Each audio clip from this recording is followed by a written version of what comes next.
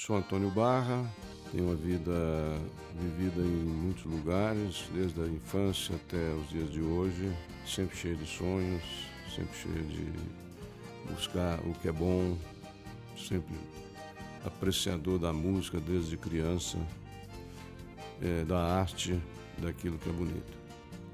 Apreciador da amizade, apreciador das pessoas queridas, enfim, familiares.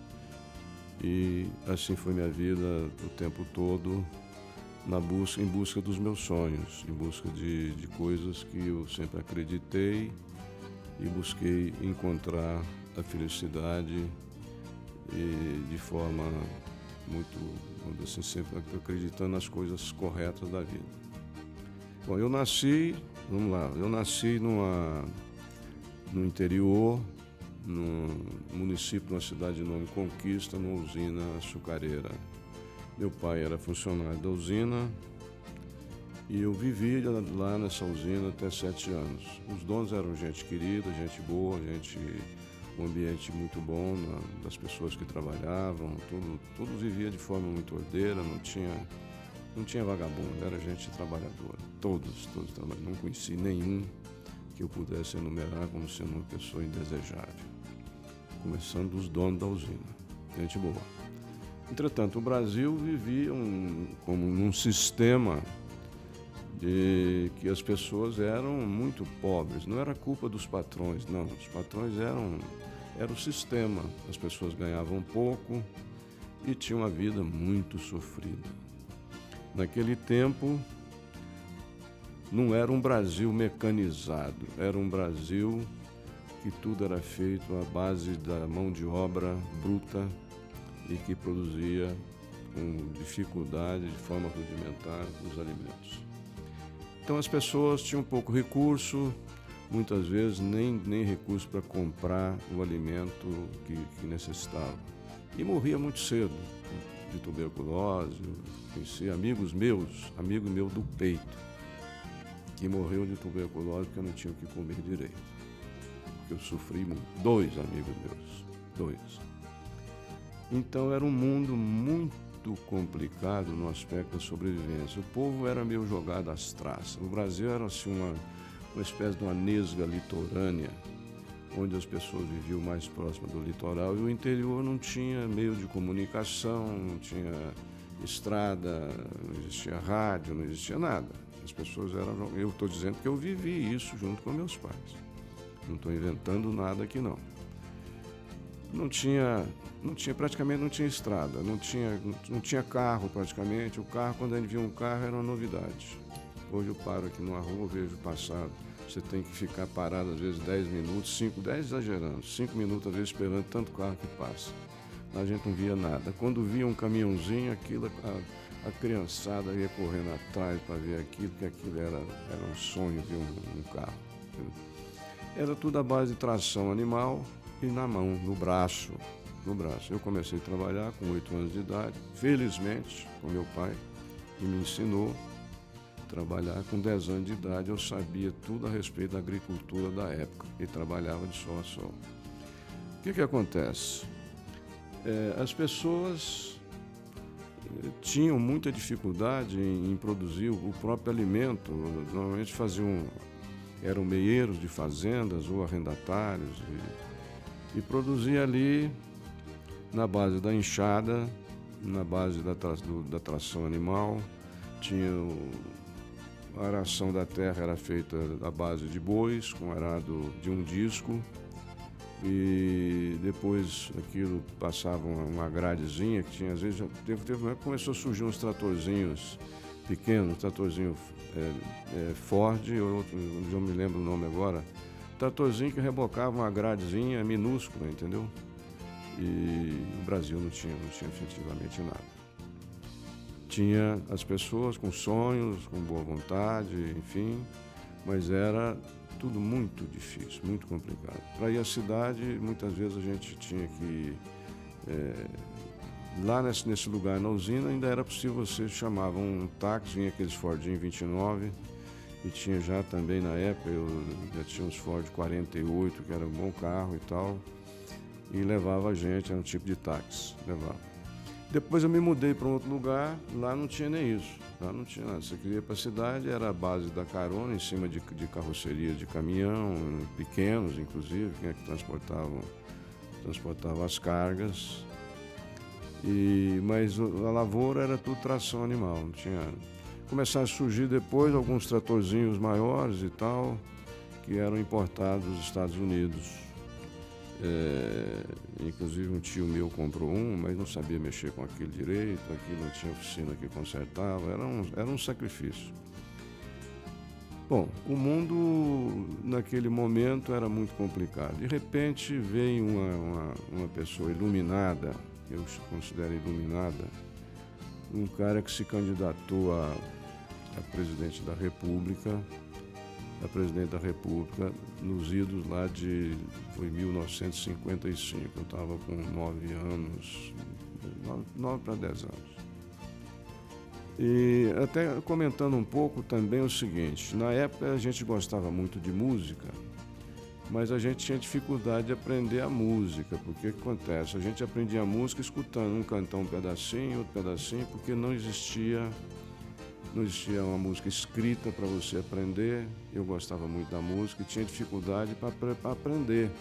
Aí um cara contava um pedacinho, outro cantava um pedacinho, juntando. Nessa usina açucareira que a gente vivia, o meu avô tinha um rádio elétrico. Na época não tinha rádio a pilha. Era o único que tinha acessível e todo mundo à noite ia para casa do meu avô para escutar o rádio. Era o único que tinha um rádio elétrico. Eu me lembro, né? Parece que tinha também um que eles chamavam de guarda-livro, que tinha o rádio e os donos da usina certamente, né? Mas nunca fui na casa deles.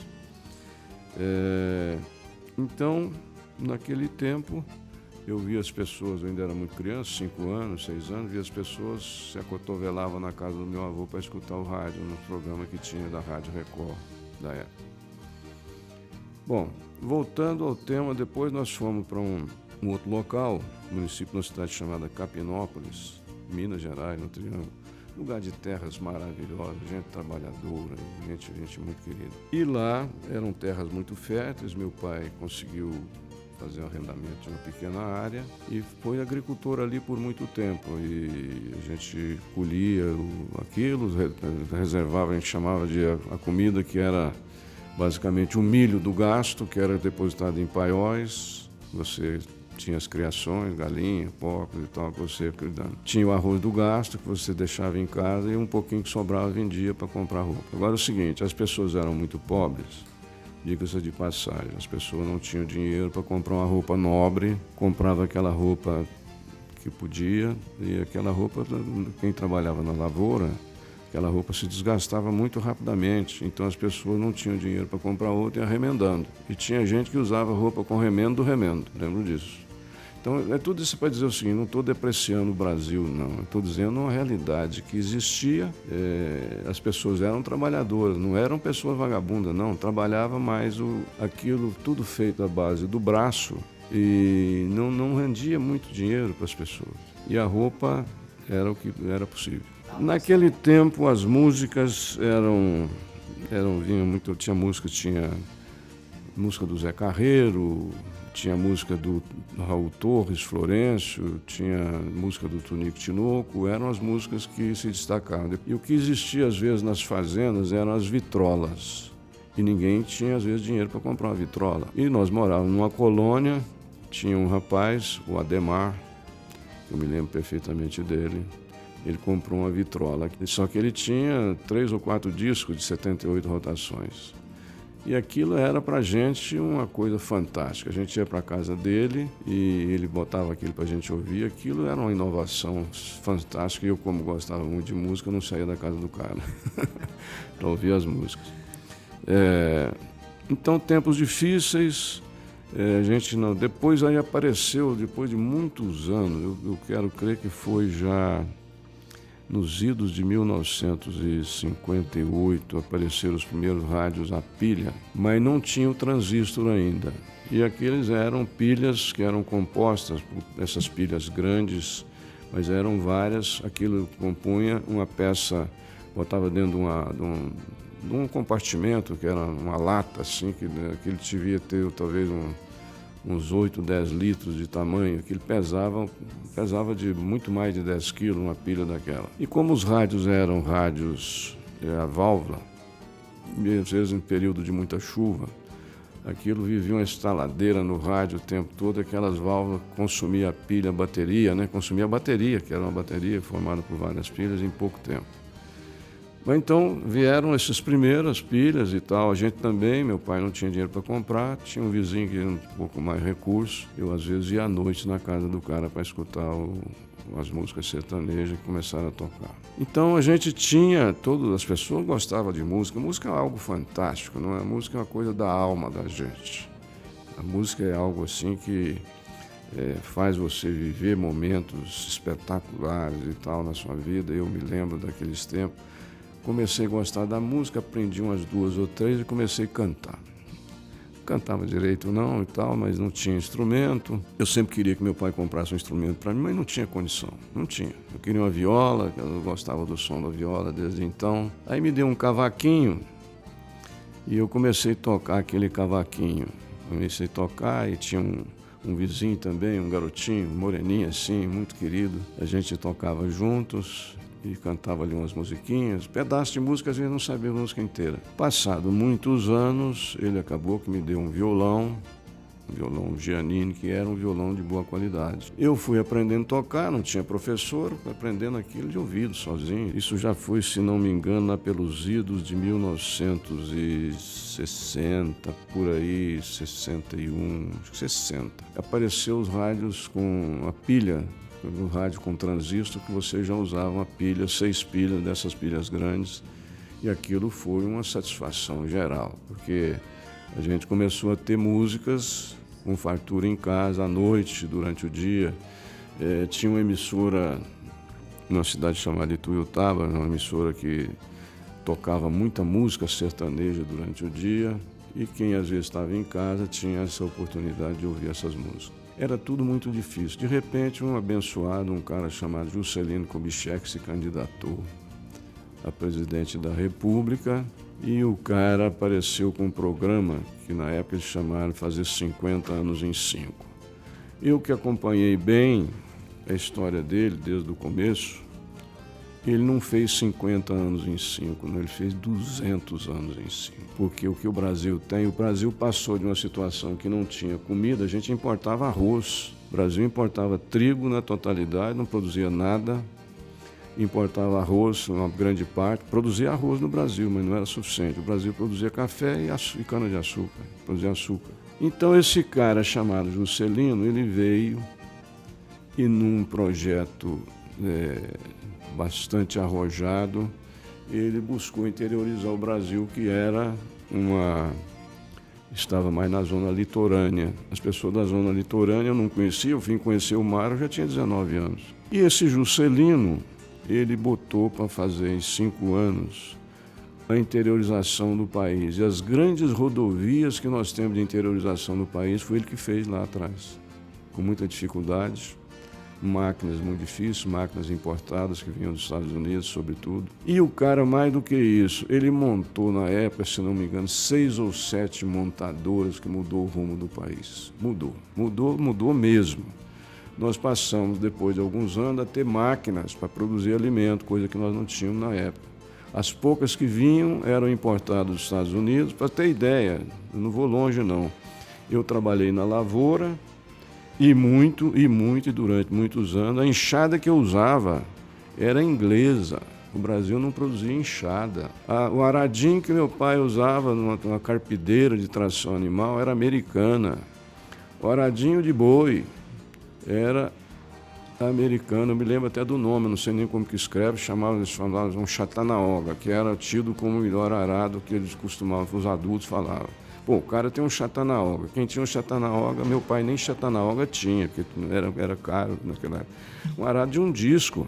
E eu acompanhei a evolução do país desde então e tenho muito orgulho de tudo que aconteceu a partir dessas pessoas que lutavam com seriedade plantando, colhendo com dificuldade. A colheita de arroz a gente fazia da seguinte forma, era tudo na base de a gente chamava de cutelo. Cutelo era uma faca, assim, colocada na ponta de uma varinha, assim, de um cabo, e que a gente cortava o arroz, jogava o arroz, assim, espalhado no chão, a gente chamava de gajoba, e depois a gente carregava essas gajobas, botava um pano grande e fazia uma banca de madeira feita de varas, e ali a pessoa batia aquele arroz naquela vara, a gente transportava nas costas, às vezes transportava até uma cobra junto, porque se fazia aquelas gajobas do arroz, e aquele ficava de uma noite para o dia, tinha muita cobra cascavel, muito jaracuçu. Eu, felizmente, nunca transportei, mas teve um companheiro que chegou, que jogou a gajoba de arroz na barraca, a cobra saiu andando. O Brasil foi mudando, começou a aparecer as primeiras coletadeiras, ainda importadas. Meu pai comprou uma depois de muitos anos, que veio da Tchecoslováquia, mas era uma grande porcaria, aquilo não funcionava, entendeu? Então o cara não tinha... O Brasil não tinha nada, meu amigo. Vinham as Masseyferguson americanas, boas, mas aquilo custava uma fortuna, somente grandes fazendeiros que tinham condição de comprar uma máquina daquela. O resto era na unha, no braço mesmo. Mas a gente tinha muito orgulho do Brasil, muito orgulho. E tenho até hoje. Estudar a escola era longe, tudo longe. Foi com 6 para pouco, 7 anos de idade, tinha uma escolinha que estava a uns 6 quilômetros de casa. Ia a pé e passava no meio assim de vaca brava, que a gente tinha medo, né? Pasto, ia para a escola. Aquelas escolas não duravam muito, às vezes uma escola daquela não era iniciativa de prefeitura, iniciativa de nenhuma entidade governamental. Era iniciativa de um fazendeiro, às vezes, ou de um agricultor que tinha um pouquinho mais de condições, tinha às vezes uma cunhada que era um pouquinho mais letrada, que tinha 4º ano primário. Quem tinha 4º ano primário naquela época tinha, eu me lembro o seguinte, tem um amigo nosso chamado Jaiminho, ele se diplomou com 4º ano, o pai dele botou o diploma na parede e aquilo era motivo de todo mundo admirar. Então a gente tinha muita dificuldade para estudar e muitas vezes você tinha que atravessar arrozais para chegar na escola tudo molhado, às vezes o arrozal todo molhado, você chegava na escola tudo molhado e assistia a aula a si mesmo, entendeu? E era muito dado em conta a matemática, a aritmética, né? Aritmética, os professores insistiam na aritmética, tanto é que eu vejo hoje, eu aprendi até o 3º ano primário na fazenda, a aritmética, que eu vejo muita gente, às vezes na cidade hoje, com dificuldade de fazer conta de cabeça, a gente fazia. É impressionante, por isso eu só estudava quase a aritmética. Um pouquinho de português, uma história do Brasil assim meio quase nada, e geografia também quase nada. Era basicamente o seguinte, era aritmética e português. E assim eu estudei muito, depois o meu pai comprou uma bicicletinha para mim, era aro 22 e tinha uma escola a 18 quilômetros que eu ia. 7 horas da manhã eu estava lá. E essa bicicleta eu andava nela, passando no meio de pastos, de gado bravo. Naquele tempo o gado era bravo, não era gado manso, não. E eu tinha muito medo, como uma criança, qualquer outra criança tinha muito medo. Eu andava naqueles trilheiros do gado, não tinha estrada, andava nos trilheiros do gado. E tinha muito espinho, tinha uma vegetaçãozinha que chamava limãozinho e outra que chamava juá. O juá tinha muito espinho, o limãozinho também. E de vez em quando furava o pneu da bicicleta. Só que eu carregava um remendo a frio, virava a bicicleta de pernas para o ar. Eu tinha tanta habilidade naquilo que em 15 minutos eu consertava o remendo a frio, subia nela de novo. Então eu andava para ir na escola e voltar da ordem de 36 quilômetros. Eu chegava em casa, minha mãe era costureira. Aí ela falava, agora eu quero que você vá na vendinha comprar umas linhas para mim. Dava mais uns 15 quilômetros. E voltava mais 20, mais 30 quilômetros. Então tinha dia que eu andava de bicicleta quase 70 quilômetros Era uma loucura, mas fazia aquilo com muita destreza. Eu fazia aquilo com o pé nas costas, sem dificuldade. Então, tudo isso eu estou contando para mostrar as dificuldades que hoje tem pessoas que têm tudo na mão e não dão valor. Mas a gente não era infeliz, não. A gente vivia feliz, entendeu? Com garra, com dedicação, com persistência. E começou, então, um Brasil novo. Depois do Juscelino, começou já a produzir os caminhões aqui no Brasil, as estradas que o Juscelino pavimentou, começou a facilitar o acesso e distribuição de cargas, alimentos, enfim, comunicação. Começaram a aparecer os primeiros ônibus, a jardineira fabricada no Brasil. Naquele tempo eram umas jardineiras Chevrolet muito arrumadinhas, pequenas, mas arrumadinhas. Então o Brasil começou a prosperar. Para viajar, às vezes para uma cidade, era na base da carona, cara. Não tinha assim linha de ônibus constante, não. Você ia para a beira de uma estrada de terra, que às vezes tinha época do ano que a gente sequer transitava carro, porque a chuva vinha até a terra massapé, não passava nada. Mas você ia para a estrada, para a beira de uma estrada daquela que ligava com a cidade, apostar que você ia encontrar um filho de Deus que passasse por lá para te dar uma carona.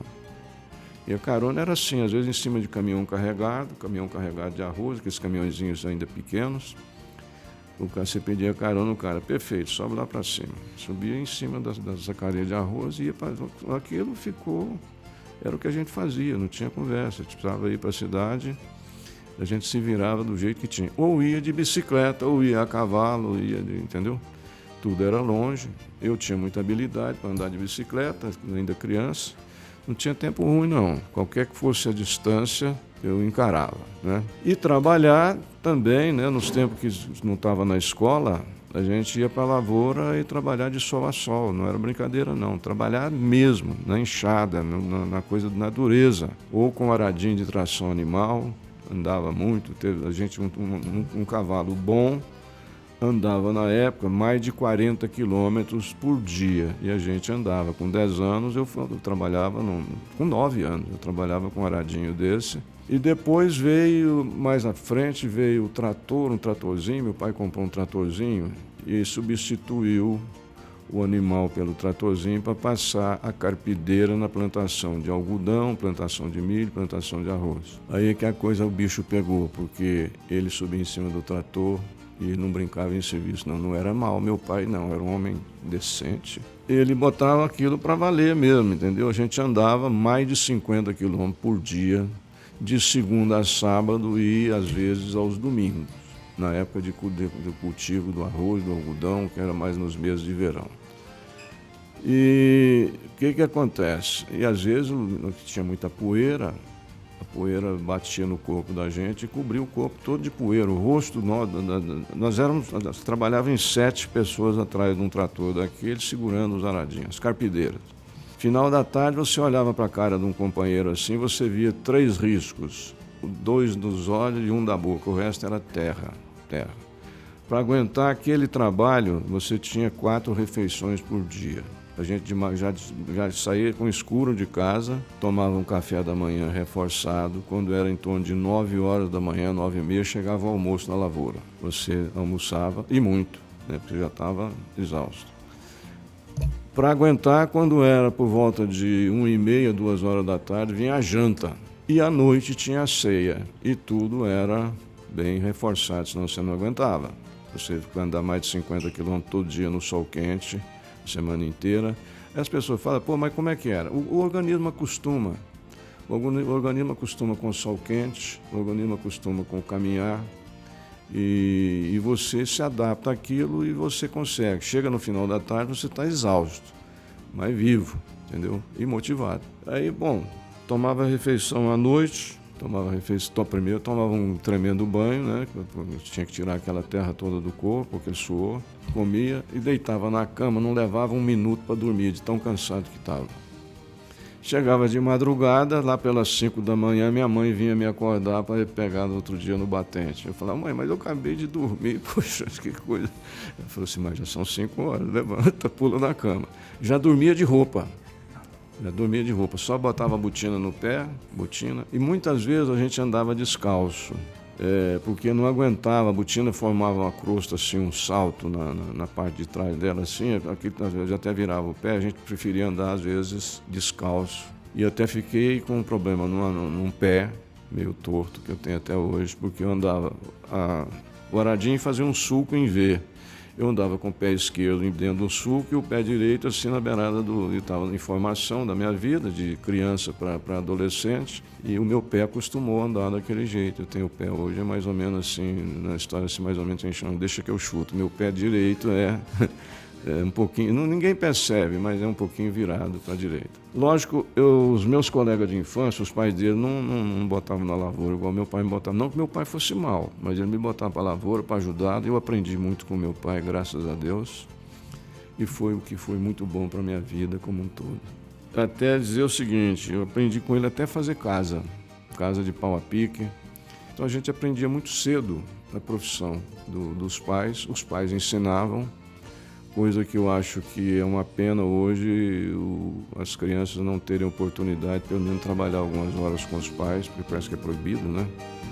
E eu vejo assim, não é tirar a criança da escola, mas se a criança trabalha com o pai fazendo alguma coisa, com certeza vai ser útil para ela ao longo da vida. Muito bom. Depois a gente fala um pouco mais, não é isso?